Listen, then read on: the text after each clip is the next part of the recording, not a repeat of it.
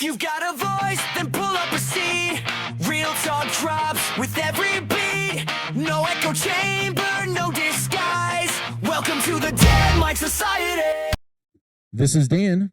This is Shawn. And welcome to Dead Mike Society. So Shawn is back as a co-host. Welcome to the show again, Shawn. And today we're kind of, midweek, starting out, trying to get our perspective and get our coordinates of what's going on. So I wanted to ask you, this is kind of a question more for the audience that you're talking to. If someone's listening right now and feels powerless, what do you tell them? Like, just instead of having the small talk, just jumping right into the show. What would you tell them? Someone's feeling powerless and they're coming to Shawn. I would say breathe. Okay. Like one breath, two breath, three breaths. Like Take in one big long breath, count to 4 or 5, let it out, do it a few times, kind of refocus, reset. Okay. So you do that, you do some deep breathing, and then where do you put your mind? On whatever the questions are going to be. Like, just if someone's stressed out, just like questions about like trying to relax, trying to slow down your thinking. Like someone's feeling powerless. They have no power. You know what? You know when that happens? I'll give you an example. You go to work and you're working as hard as you possibly can, and your superior comes in and says, "It's not enough. We're not getting enough out of you." So now you feel powerless. You also start to worry because you haven't been there that long. And if you lose that job, how are you going to pay your rent? How are you going to pay your bills? How are you going to pay your car? How are you going to feed your kids? So what I'm saying is that's the powerless feeling. And the only place that they can turn to, Dead Mike Society. All right. So how do we help them?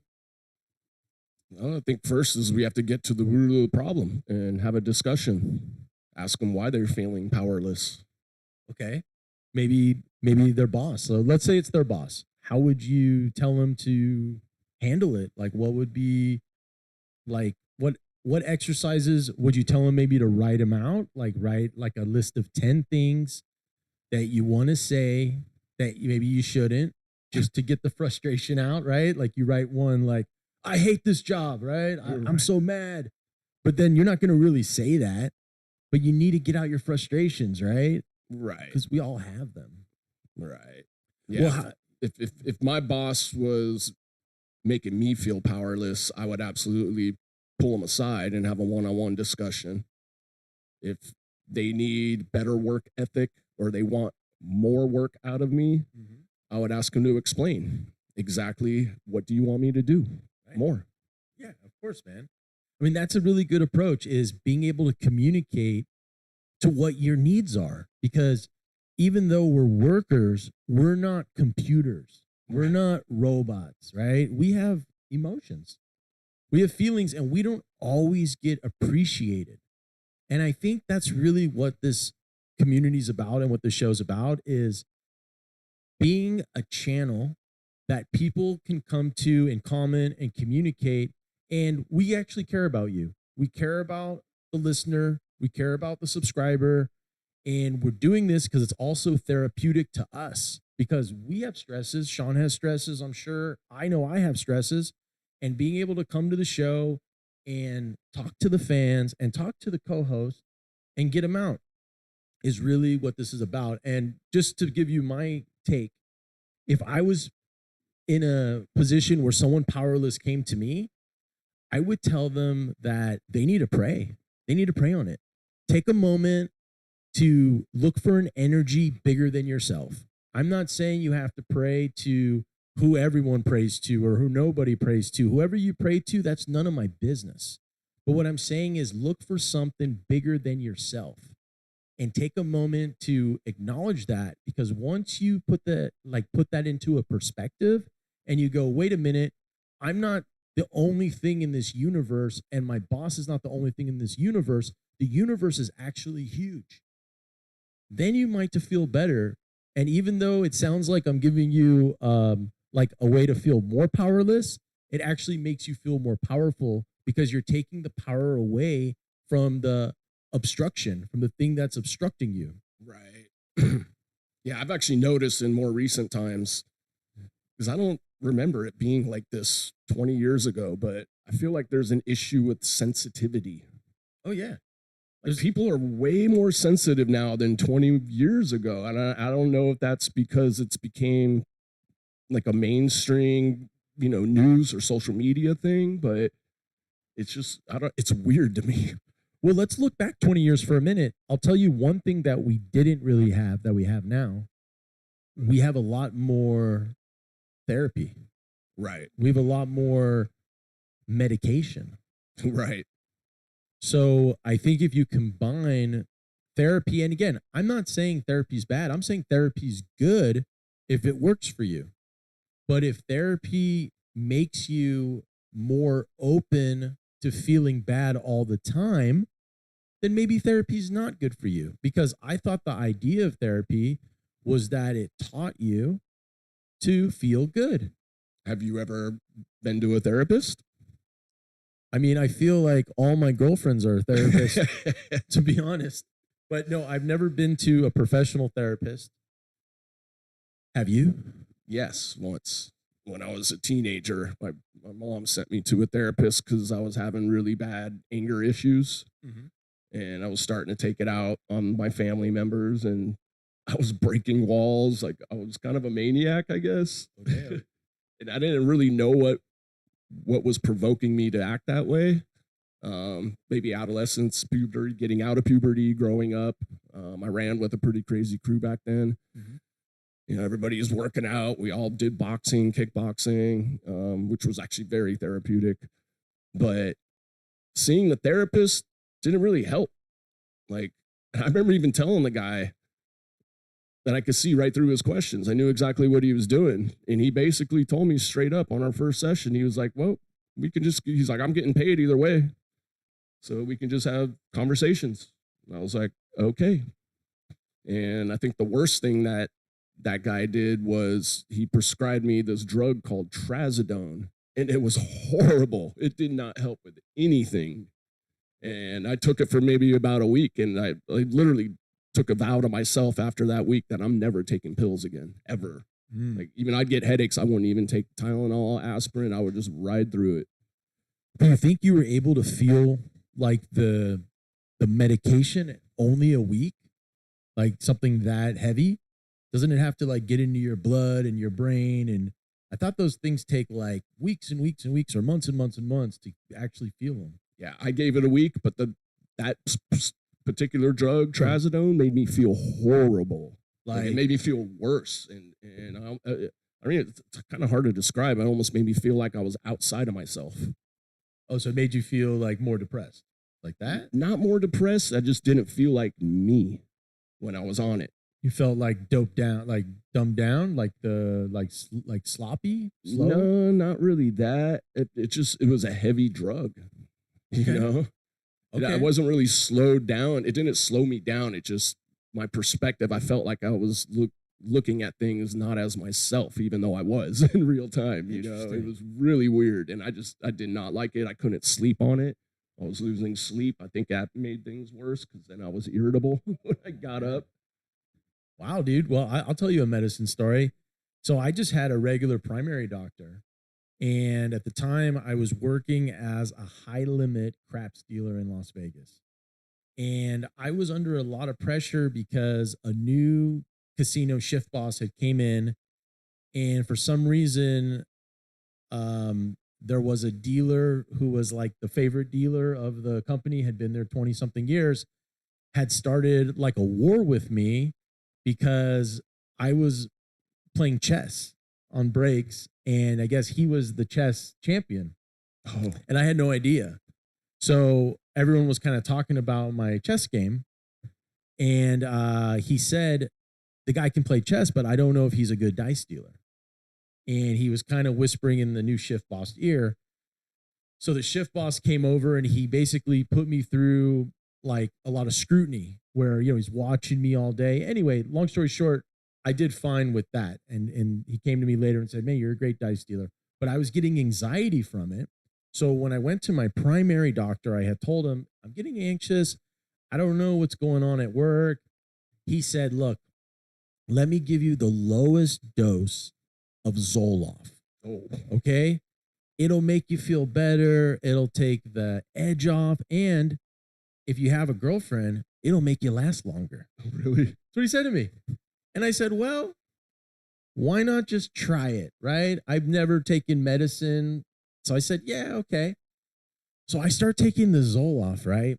And I remember getting to work and I had this weird feeling on me. All of a sudden, I had like this laughter in my chest, but I couldn't really control it. So it'd be like, gee, gee, like a weird, like, gee, like I was like, what the hell? And so I'm like, I'll be cool. I'll just get through the shift, get to the game. All of a sudden, I'm feeling weird. I'm feeling like silly. It's like I start talking with like an Italian accent for no reason. And I'm like, it's a heart of 10, a roll of 2 5s, let's go, roll them dices, let's get them. And my coworkers are like, they've worked with me for, 5 to 8 years. They go, Dan, what the hell is happening to you? And I'm like, I can't control it. I can't control it. I'm like, like right? I'm like transforming. I'm like, heart of 10. It was the scariest thing. And so I go to break and I want to eat my lunch. I can't stop eating.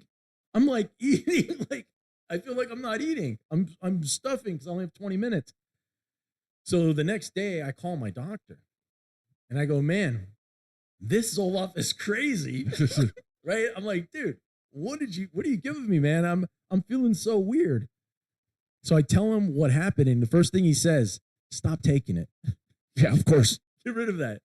And that's the last. That was the last I ever did any medicine, man. But I was like, I wanted to believe that there's something that would work, but that was scary, man. Like, even when I think about it now and I tell the story, I'm still like, man, how about if that never went away? Oh my God. Like, that was just a daily thing. I would jump off a bridge. I mean, not really. Don't call the number. I mean, I'm saying in theory, like, how do you live? And that's my point too, is people are going through so much heavy stuff and they feel like that. Like, how can I live? How can I do this? And Right. that's why they have therapy and medication. So this is a safe space. I'm telling stories about my life. Shawn's telling stories about his life. As you're watching, was there a medication? And again, you don't have to give details if you're uncomfortable. Was there something that you took? Is there something that made you feel a certain way? It could have been illicit drugs. It could have been you had too much coffee, right? Right. I mean, we're not trying to force any stories that aren't true, but I want to know how many people are actually going through this kind of stuff. Like, our doctors are guessing. It's practicing medicine. It's not actually 100% science. Every surgery is unique. Every checkup is like out of the ordinary. It's not ever just, oh, you're perfect. There's always like, I think it's good. Right.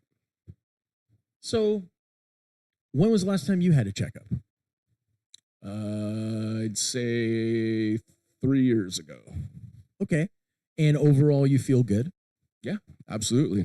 So when you feel good, I'm correlating that you don't need to see the doctor. Right.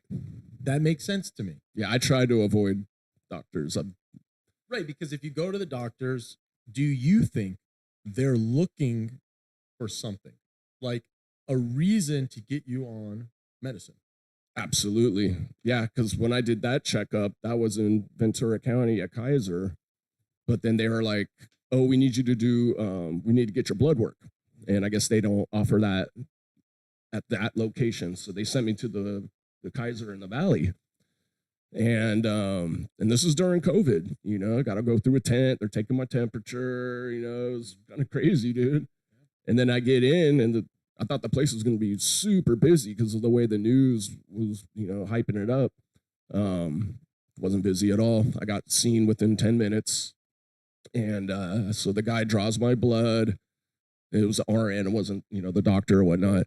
But then a different RN comes in and he's like, "Oh, I was reading," because you have to fill out, if you're a smoker, if you're on medication, if you're allergic to anything. So I filled out all that paperwork, and he comes in, and I'm telling you, this is like, the last year of COVID stuff going on or whatever. And they didn't even ask me if I had a COVID shot. But since I did say I was a smoker and I was allergic to monosodium glutamate, he was like, "Oh, we have a vaccine for your lungs because you're a smoker. There was 2 of them." He's like, "We can offer this to you." And then they said they had a vaccine for my allergic reactions to MSG. Wow. And there was like 3 or 4 others he threw at me. They're like, "Yeah, we can offer this to you. It's all part of the, your insurance or whatever." And I refused everything. I just thought it was weird that they weren't pushing the COVID vaccine. They didn't even mention COVID, dude. They were pushing all these other vaccines. And I was like, this is how they're making money. This is insanity to me. Right. I mean, it's it feels like almost like it's not real anymore what's happening. Like you go into the doctor, and I'm just paraphrasing for what you just heard, but he goes in there for one thing and it turns into, "Hey, let's get you on the vaccine subscription." Yeah. Right? Like, how many can we get you? Like, they think they have a fish. Yeah. They're pulling you in the boat. "Oh, we'll get you one for your lungs. We'll get you one for this. We'll get you one for that."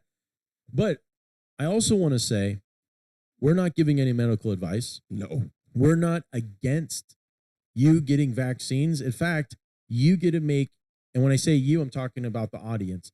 You get to make your choices for your medication, and we are not affiliated with anyone, and we're not pushing any agenda. So please talk to your doctor, and you follow whatever medicines that you're supposed to take to the T. And do not think that Dead Mike Society is telling you anything different, because we're not. We're just having a conversation. And Shawn's sharing his experience, and we're looking at how ludicrous it is from our perspective. We go like, "Wow, this is crazy," because when we were children, and I say we because I'm speaking for Shawn now, we used to go to the doctor, and it was a 5-minute thing. Yeah. Right. That was it. Yeah. There wasn't Blood pressure. They check your temperature. Yeah, there wasn't a big follow up. Mm-mm. Now, when you go to the doctor, it's a lot more intrusive. I feel like it's intrusive, and it's a little bit strange. There's a lot more paperwork, a lot more follow-ups. Now I get text messages. I have to log into apps. I have follow-up appointments. And again, I know I'm older now. I'm not a kid. So I know I have a lot of fact checkers. They're going to remind me, "Hey, there's more to it as you get older." And I understand that. Okay. But I want to ask, again, the listeners, if you like the show, please hit the like and subscribe button. If you enjoy the conversation on Dead Mike Society, I know most of you already have, and we're just putting it out there. But when you go to the doctor, do you feel like you're jumping through hoops? Do you feel like you can get an appointment now? Because every time I try to get an appointment, it's like 60-day wait. Yeah. And unless I want to go to a quick care or do a telehealth, you can't really ever see a doctor anymore. And when you do see a doctor, they're not even an MD. And I'm not saying that that means they're not as good, but I've noticed that there's less MDs. Yeah. Yeah. Actually, that experience, I went through 3 RNs. I don't even think I saw a doctor, honestly, that visit. And the only reason I got the health checkup was because I had gotten insurance. And I think it was an ear infection I was having issues with. And literally, I kind of knew I just need an antibiotic. But they also said, "Well, you haven't had a checkup in 20 years. I was like, "Okay, I probably should now." It's interesting. You just brought up an ear infection, and I was at a dinner last night, and I don't need to name names. It's not important. But someone at the dinner told me a story, and I'm going to share it right now. They had an ear infection, and they went into the doctor with the ear infection, and the doctor said, "The ear infection, it looks like it's healing, but I want to compare it to the other ear." So the doctor proceeds to look in the other ear and says, "Oh, the other ear looks like there's a lot of wax in it. Can I clean that out?" And so this person, like anyone would do, says, okay, right? But I didn't come in here because that ear is fine. Right. So the doctor sticks in a foreign object to the ear canal and aggressively starts to dig in there. And this person says, ow, ow, that hurts. And the doctor says, relax, don't move your head. I'm almost done. We're almost finished here. Sit up straight.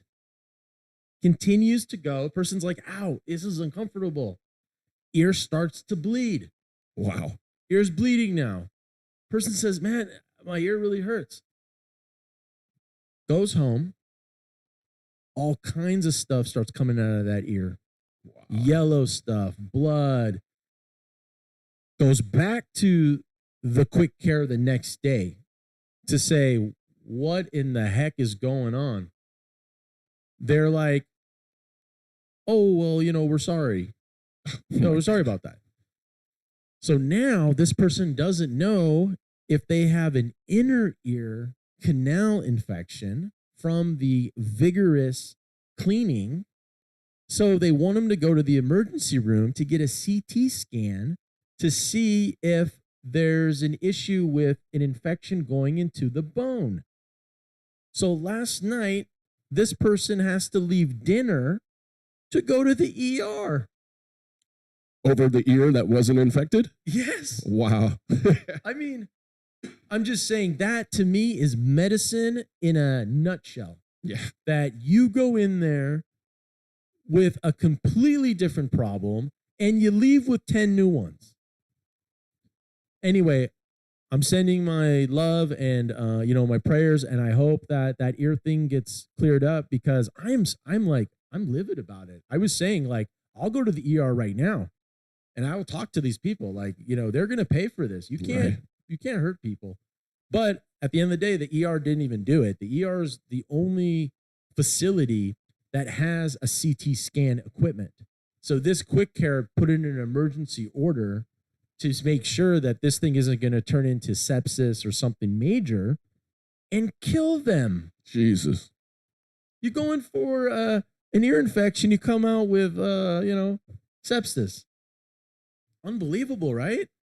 So let me ask the listeners, has any of this happened to you? Have you went into the doctor and left with another laundry list of problems? And again, I'm not putting medicine on blast. It's a hard job. You're going to see people at their worst, sick, tired, injured, right? That's not happy. That's hard. That's a hard gig. But you get paid a lot to do it. So as the person who goes to the doctor, I expect a high level of customer service. And if someone tells you, ow, it hurts, you stop what you're doing, you talk to your patient, and you wonder, why am I hurting them? I mean, if I go to the dentist and it hurts, I put my hand up, I go, wait, I feel that. And they give me some more Novocaine, right? So I'm assuming if something hurts, we can put our hand up and say, wait, stop, and let's talk about it. Have you had any experiences like this, or do you have any stories you'd like to share, Shawn? Dude, dentists have always been nightmares to me. Although the more recent one I've had for the last 2-3 years has been pretty good. Yeah, I almost got arrested once at a dentist office when I was going through my anger issues as a young teenager. You choked them out? I did. I didn't choke him out. I grabbed his neck because he was drilling in my tooth and he hit the nerve, I guess, and it was just this excruciating, sharp, immediate pain. Mm-hmm. And my reaction was get away. So I grabbed his throat. I've done that also. And he threatened to get me arrested. Like I didn't choke him out. I grabbed his throat. Just like it was a reaction, like I couldn't help myself. It hurt. That's funny. And I let go pretty quick because he backed off. And I think he was both scared and mad at the same time. I'm underage. He can't do anything back really, and he's the dentist. I'm the patient. So I don't know what was going through his head, but he left the office, had his assistant come in. They gave me more Novocaine. He came back 5 minutes later, still pretty teed off. and threatened to call the police on me for what I did. Wow, man. Thank God he didn't. Yeah. I mean, it's good you found a good dentist too, though, because they are hard to find. Yeah. The guy I got right now is really good. And it's funny because years ago I went to him and he was really rough. Like, he was just really rough, like with his tools in my mouth. And I think I had to get a, what's it called, a root canal. So he was cleaning it out and he just going crazy, dude. And back then he was kind of overweight. He looked a little bit older. You know, I thought he was in his like probably 60s or something. Mm-hmm. Didn't really have a good experience the first time. And then, you know, it was, 10, 15 years later, I went back. And I'll never forget when he stepped into the room, I thought it was his son. Because this guy was ripped. Like, he had been going to the gym for years. You know, tan, he looked super young. It was the same guy. Well, it's a new world now. Well, he told me his life changes. He went through a divorce. So back then, when he was married and overweight, and I guess, you know, his wife was creating a lot of stress, and maybe that's why he was so aggressive, you know, on the job. And then he got divorced and got healthy again, started working out. Like, dude, it was crazy. I thought it was his son when he walked in. I was like, dude, I can't believe it's the same person. That's wild. And he was a lot more gentle. He explained a lot more because I had told him over the phone before I went in for the appointment. I said, look, I've had horrible experiences with dentists. I was like, and I wasn't really too happy with the last time you worked on me. Mm-hmm. So I need you to be a little more gentle and explain what you're doing to me while you're doing it. Exactly. And he did. The guy was great. Well, maybe it was his therapy. You know, we were talking about therapeutic things that people do to kind of take the edge off and to calm down. Maybe him going in there a little more aggressive was like he could go home and take his shoes off and be like, "Ooh, right, I did my day." Right. You know, but if he was too gentle, maybe he got home and he was worked up. You know, you need to hit the bag or something. Right. You know? Yeah, it was a trip. Now, I want to ask you, since we're talking about therapy, I've heard from people that one of the things that therapists recommend is to write in a journal. I've heard that. And I've had family members who went through therapy and they all kept a journal. So do you think that's good to have a journal? Is that kind of like a diary? Maybe. I've never done it, to be honest. This is a good question for the listeners. So if you're journaling, how is that? What is that exactly? And is it like keeping a diary? Because I remember as a kid, my sister had a diary and it had like a little lock on it, you know? Right. And the only reason I wanted to read it is because it had a lock on it. Right. If it would have just been a notepad, I could care less. I never went through her notepad once. Yeah, you're like, what secrets are you hiding here? Huh? But if there's an actual lock on it, it's intriguing. It's like, what is behind the lock? Right. What's behind the curtain? So do you diary? Do you journal? What other things are there like that? Is there doodling? Is that another thing they'd have you do, or calligraphy? Would they have you like? I think, is it just like maybe paint strokes? Right. Like you make a little tree, right? For me, the therapy was always working out, sparring, and music. Actually, playing an instrument, that was very good. Mm-hmm. And how many instruments do you play? I could probably play 3 or 4. Definitely guitar and bass. Little bit of piano. Little bit of drums. That's dope. Yeah. Always wanted to be able to sing and play guitar at the same time, but it's really difficult. Yeah, I don't know how Nick does it. Yeah, it's challenging to be able to sing and play guitar. Now, if you do want to see singing and playing guitar, you can check out Max. We have a website, maxmusic.com. It's all just one word across. And music's free on there. You can check it out. And of course, you can join the fan club and look at our website at thedeadmikesociety.com. We appreciate the likes and the subscribes. So now let's get into stoicism a little bit. What is that? So stoicism is basically controlling the things that you can control. So like Marcus Aurelius, he used to write, I guess it's kind of like a journal, and he used to write down his thoughts each day. He was the king, like the emperor of Rome, and it created this whole movement of Stoics.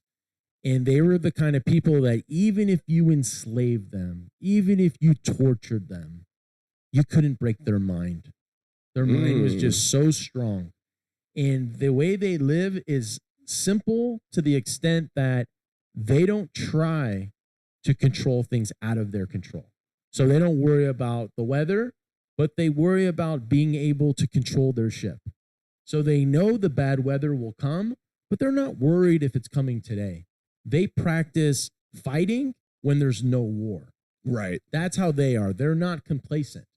So they do all of the things all the time to be ready for the things that they can't control, but the things inside of them they can control, they control them to a T. Right. So they're very like methodical in how they think and how they answer questions. So the question I was going to ask you is, do you have a morning routine? Because I don't. You don't. Okay, because I wake up, Mhm. maybe use the restroom, and then figure it out. Okay, It changes every day. because in a Stoic, that's part of it. You have this like ritual life. So like you would wake up and then you would go, walk 2 miles, Right. and then you would deprive yourself of something. You would go like whatever you want. So let's say the voice in your mind says, "I'm hungry." As a Stoic, you would go like, "No, I'm in charge." Right. And you don't listen to your mind. And the more that you control it, the less it speaks. I mean, I guess I was stoic as a kid. I mean, we were forced to do, preschool, kindergarten, 1 through 12. So then I had a routine. I'd wake up, have breakfast, walk to school, Right. go through the routine, walk home. Once my brother got old enough, I would pick him up from school. We'd both get home. I'd make sure we were fed, make sure we were both doing our homework. So, but that was probably, I was an honors student. I was in all AP classes. I graduated when I was 16. I think it's because I'm always been impatient. I just wanted to get it over with. Mhm. But I was also interested in a lot of things, science, history, math. And then I took a couple years off after I graduated high school, and I was just working. I was like, I just want to make money, Right. And a year after I graduated high school, I was only 17 is when I moved out. That's when me and Kubi got our first apartment way back in the day. Rest in peace to Kubi. Yeah, absolutely. And I told myself, like, I don't want to have to ever wake up early ever again. Unless I absolutely have to. Right, But right. I the jobs that I worked, and I eventually, by the time I turned 21, or when I turned 21 is when I started bartending, and I was like, this is perfect. I could work late nights and I could sleep in until I decide to wake up, till my body tells me get up now. Makes sense. Like no more ritual, 7 o'clock, 7:30, 6:30 a.m. I was like, no more of that. And it made me very happy. Well, that part is not as Stoic. Okay. So there's one thought that I find interesting in Stoicism, and it goes, whatever road is being blocked, that is the road you must travel. So wherever there's a thing that's in your way, whatever that may be, a lot of people see that and they try to find another path. They go like, Right. oh, I don't want to encounter that block on that road when I get there. So we'll just take a different route. We don't want to go directly at that. But a Stoic would go, that is my road. So whatever that block is, I must get there Right. And figure it out. and deal with it. Right. So I want to talk a little bit about that mindset. Is there things in your life that are in front of you and you run towards them, even though maybe the majority would say, don't do that? It's a good question. Maybe with music or with business or in personal life. Like, do you ever find that you're running towards something almost like how our wonderful police officers run into a situation without even knowing where the danger is. Right. Yeah, it's interesting. I mean, maybe with music, maybe performing live, because I've played with a lot of musicians and shared the stage with many, many amazing musicians, and some of the top ones still had stage fright. Right. You know, you could see it would take them like 2-3 songs to finally like get into their groove, you know. And for me, I was the opposite. I was always excited. You know, I see a big crowd, I'm ecstatic. Let's go. Oh yeah, dude.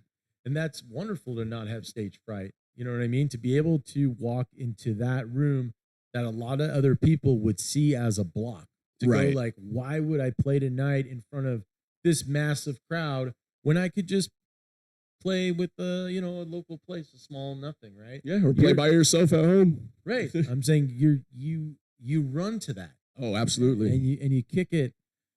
And the thing is, I would say music in general. Like I know growing up, and I know my mom's gonna hate that, I bring it up, but a lot of times when you said things like, I want to be, a rock star, I want to be a musician, I want to do this, it was kind of like, well, have a backup plan. Right. Right. And then you get to like where we are in life and we're doing the backup plan. It's like we're doing the show, we're doing the music, and it's like, that's just how life goes. Yep. It's like if I wanted to, work at Chuck E. Cheese, I would be working at Chuck E. Cheese, right? We need that. We need people who want to do what they want to do. And there's some people who feel that they have to do certain things. They may not want to do it, but they go, you know what? I have to. I have to just make $1. I have to do it. So I'm willing to make $1. However, I am allowed to, right?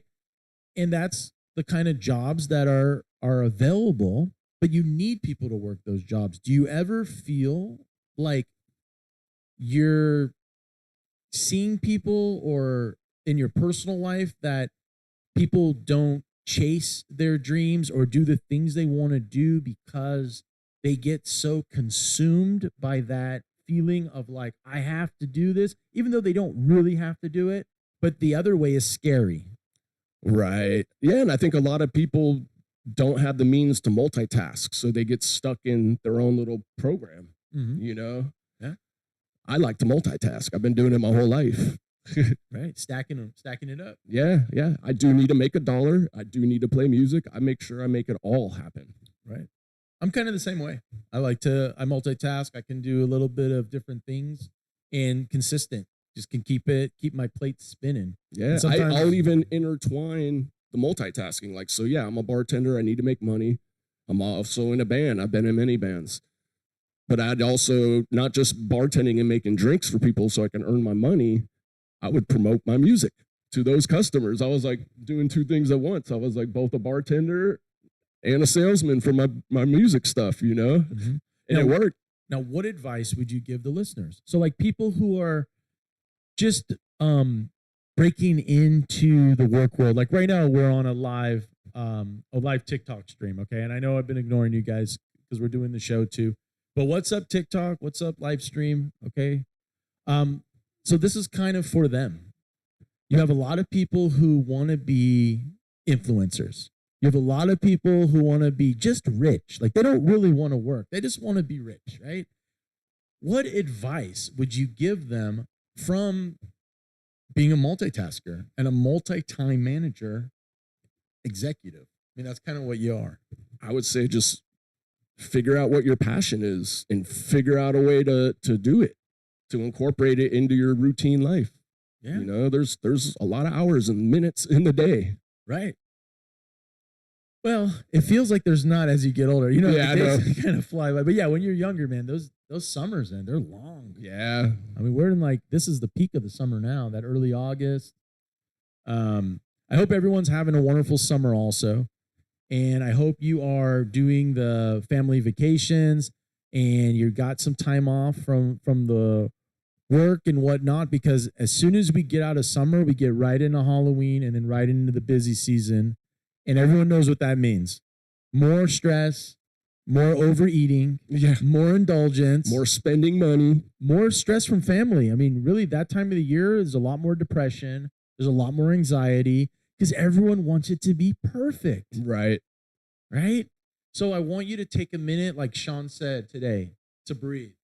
Taking a deep breath, let it out. We're going to get through this week. We're going to do it together. We're on the Dead Mike Society community, one day at a time, Absolutely. one show at a time. So I will say that this is Dan, And this is Shawn. and we'll see you guys on the next episode. Have a great week. If you've got a voice, then pull up a seat. Real talk drops